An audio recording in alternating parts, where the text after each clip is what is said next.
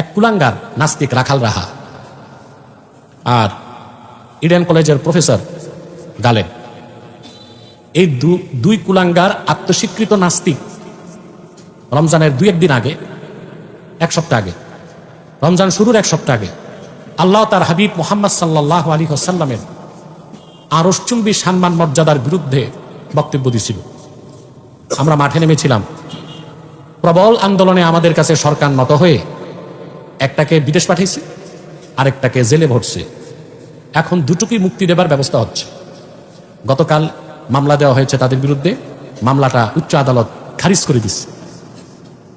চোর ডাকাতের মামলা নেওয়া হয়, নারীবাদীদের মামলা নেওয়া হয়, যে কোনো মানুষের মামলা উচ্চ আদালতে নেওয়া হয়।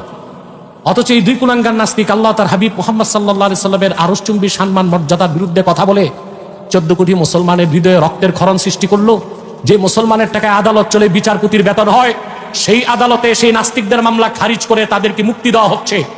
ভবিষ্যতে নাস্তিকদের সাহস দেওয়া হচ্ছে, আল্লাহর গজব আবার আসবে, অপেক্ষা করো বাঙালি। অথচ আল্লাহর নির্দেশ ওয়াকুলু কাওলান সাদীদা, যা সত্য এবং হক তা বলো। সত্যিকার অর্থেই যারা আল্লাহর হাবিব মুহাম্মদ সাল্লাল্লাহু আলাইহি সাল্লামের পেয়ারা উম্মত, আশিক উম্মত, তারা দ্বীনের পক্ষে কথা বলতে, হক কথা বলতে, সত্য কথা বলতে নিন্দুকের নিন্দা, হিংসুকের হিংসা, অত্যাচারীর অত্যাচারকে পরোয়া করে না।